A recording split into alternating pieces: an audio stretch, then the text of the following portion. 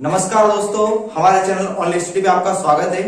आज की क्लास में हम उत्तक यानी टिश्यू वाला चैप्टर पढ़ेंगे।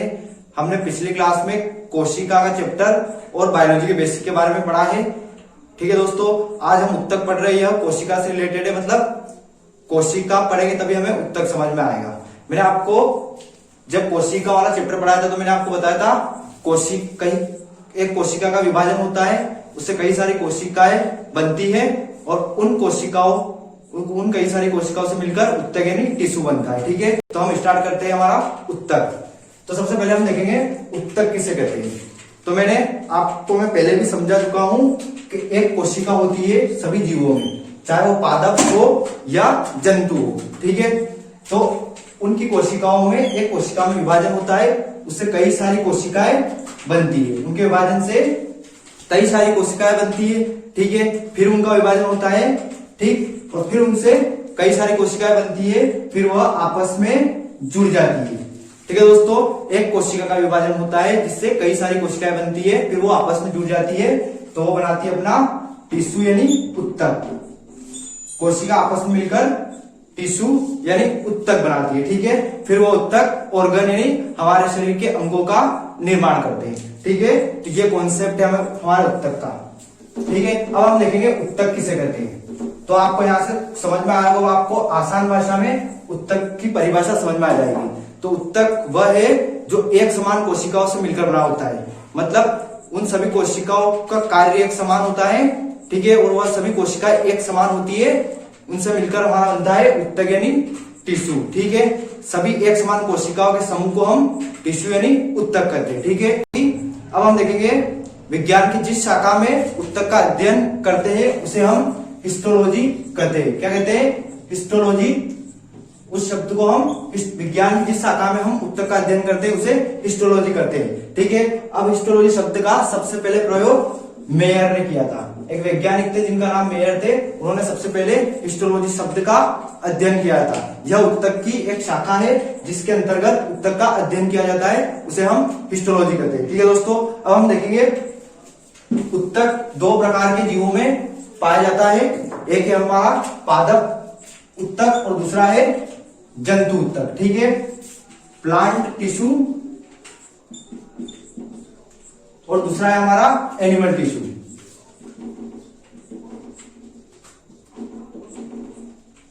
प्लांट टिश्यू और एनिमल टिश्यू। ठीक है, सबसे पहले हम प्लांट टिश्यू पढ़ेंगे। ठीक है, प्लांट टिश्यू में दो प्रकार के उत्तक पाए जाते हैं, जिसे हम पहले वाले को विभाज्योत्तक उत्तक कहते हैं, विभाज्योत्तक उत्तक, और दूसरा हमारा है स्थायी उत्तक। कौन सा है? स्थायी उत्तक। पहले वाला है हमारा विभाज्योत्तक उत्तक और दूसरा वाला है स्थायी उत्तक। यह पादप कोशिका में दो प्रकार के उत्तक पाए जाते हैं। तो पहले वाला जो विभाज्योत्तक उत्तक है, इसका काम यह है कि यह पादप के उस भाग में पाया जाता है जहां की कोशिकाएं ज्यादा विभाजन करता है, मतलब ज्यादा विभाजित होती है। ठीक है, वह भाग जहां की कोशिकाएं ज्यादा विभाजित होती है उसे विभाज्योत्तक उत्तक कहते हैं, और वह पादप के भागों का निर्माण करती है, मतलब पादप के अंगों, जिस प्रकार हमारे अंग होते हैं उसी प्रकार पादप के अंगों का निर्माण विभाज्योत्तक उत्तक के तहत होता है, जो लगातार विभाजन करता रहता है। ठीक है, यह उत्तक लगातार विभाजन करता रहता है और इसमें पादप के भागों अंगों का निर्माण होता है। जैसे पादप का तना, जड़, यह सब बनते हैं। जैसे पेड़ पौधों का जड़ और तना विभाजित उत्तक के तहत बनते हैं। ठीक है, इसके विभाजन के कारण। ठीक, इतनी जानकारी आपको विभाज्योत्तक उत्तक में रखनी है। और दूसरा हमारा स्थायी उत्तक, जो पादप उत्तक में महत्वपूर्ण भूमिका निभाता है। ठीक है, तो इसका काम क्या है? इसकी कोशिकाएं विभाजन नहीं करती है। स्थायी उत्तक, इसलिए हम इसे स्थायी उत्तक कहते हैं। इसकी कोशिकाएं विभाजन नहीं करती है। इसमें दो प्रकार के उत्तक पाए जाते हैं, पहला है जाइलम और दूसरा है फ्लोएम। ठीक है, स्थायी उत्तक वह है जिसकी कोशिकाएं विभाजन नहीं करती है, और विभाजित उत्तक का काम क्या है? पौधों के अंगों का निर्माण करना। और स्थायी उत्तक का काम क्या है? पौधों में भोज्य पदार्थ और जल बनाना, मतलब इसका निर्माण करना। ठीक है, विभाजित उत्तक के अंग तभी बनेंगे जब स्थायी उत्तक भोजन और जल का निर्माण करेंगे, तभी उसको एनर्जी मिलेगी, तभी वह अंगों का निर्माण कर पाएगा। ठीक है, इसलिए यह पादप में महत्वपूर्ण भूमिका निभाता है।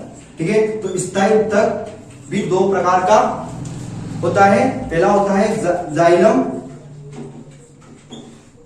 और दूसरा होता है फ्लोएम। ठीक है, जाइलम और फ्लोएम। ठीक है, इसको इंग्लिश में भी लिख सकते हैं, जाइलम और फ्लोएम। ठीक है, तो जाइलम क्या होता है हम ये देखेंगे। तो जाइलम पादप में पाया जाता है। यह पादप में जल और जल प्लस खनिज लवण का पादप में संवहन करता है। मतलब जल और जल प्लस खनिज लवण का जाइलम पौधों में संवहन करता है, मतलब बनाता है, और वह पादप के अंगों में एक जगह से दूसरी जगह उसमें बेचता है, जिससे उसके अंगों का निर्माण होता है, क्योंकि उनको पूर्ण तरीके से भोज्य पदार्थ प्राप्त होता है, तो वो वृद्धि करते हैं। ठीक है, दूसरा हमारा फ्लोएम। यह पत्तियों द्वारा भोजन बनता है, उस भोजन को पौधों के सभी भागों में संवहन, यह भी संवहन करता है, फ्लोएम भी संवहन करता है। यह पत्तियों द्वारा बनाए गए भोजन को पादप के अन्य भागों में संवहन कराता है। ठीक है, यह पत्तियों द्वारा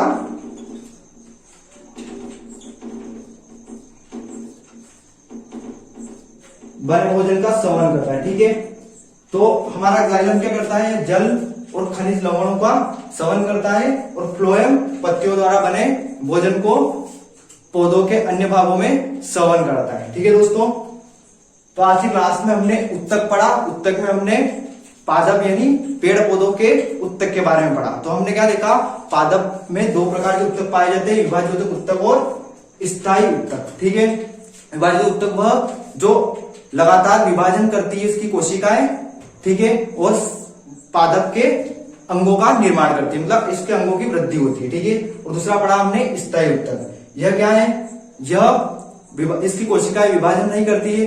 ठीक है, और यह क्या, इसका काम क्या है, यह भोज्य पदार्थों एवं जल का निर्माण करता है। ठीक है, और इसमें दो प्रकार के उत्तक पाए जाते हैं, जाइलम और फ्लोएम। ठीक है, जाइलम का काम क्या है, जल और खनिज लवण का संवहन करता है पादप में। ठीक है, और फ्लोएम क्या है, यह पत्तियों द्वारा बनाए गए भोजन को पौधों के अन्य भागों में संवहन करता है। ठीक है, हम इसको जाइलम और फ्लोएम की एक ट्रिक देखेंगे, मैं आपको बताऊंगा इसको याद करने की ट्रिक। तो ध्यान से देखिए सभी,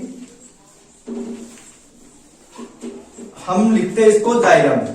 ठीक है, हिंदी में लिखते हैं हम इसको जाइलम। ठीक है, तो इसका काम क्या है, आपको आसानी से याद रहेगा, जल और खनिज लवणों को संवहन करना। ठीक है, पौधों में जल और खनिज लवणों का संवहन करना। तो इसमें आगे क्या आता है, जल शब्द आता है, और बीच में आता है ल। ठीक है, तो इससे क्या हो गया, जल। ठीक है, और दूसरा क्या है हमारा, खनिज लवण।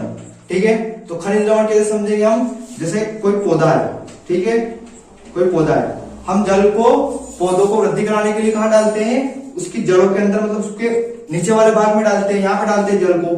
ठीक है, तो और खनिज लवण कहां होते हैं, पेड़ पौधे मतलब जमीन के अंदर होते हैं, जड़ों में होते हैं। तो इससे क्या क्या क्लियर होगा हमारा, जल और खनिज लवण का संवहन कौन करता है, जाइलम करता है। इस ट्रिक से हम इसको याद रख सकते हैं। ठीक है, अब हम देखेंगे फ्लोएम के बारे में। इसका काम क्या है, यह पत्तियों द्वारा बनाए गए भोजन को पौधों के अन्य भागों में संवहन कराता है, मतलब बेचता है। ठीक है, तो इसमें पहले क्या आ रहा है, फ आ रहा है। ठीक है, तो फल फ से क्या हो जाएगा, इंग्लिश में फूड हो जाएगा, और फूड क्या है, भोजन, भोज्य पदार्थ। ठीक है, फूड का हिंदी में क्या होता है, भोजन। ठीक है, तो इससे हम क्या समझ लेंगे, पत्तियों द्वारा बनाए गए भोज्य पदार्थों को यह पौधों के अन्य भागों में संवहन करता है। ठीक है, ठीक है दोस्तों, मैं उम्मीद करता हूं आपको उत्तक का पादप टिश्यू यानी उत्तक का पादप उत्तक आपको समझ में आया होगा अच्छी तरह से। ठीक है, इसी तरह हमारी क्लास देखते रहें और समझते रहें। अगर आपको वीडियो अच्छा लगा है तो लाइक करें, शेयर करें और सब्सक्राइब करें। धन्यवाद।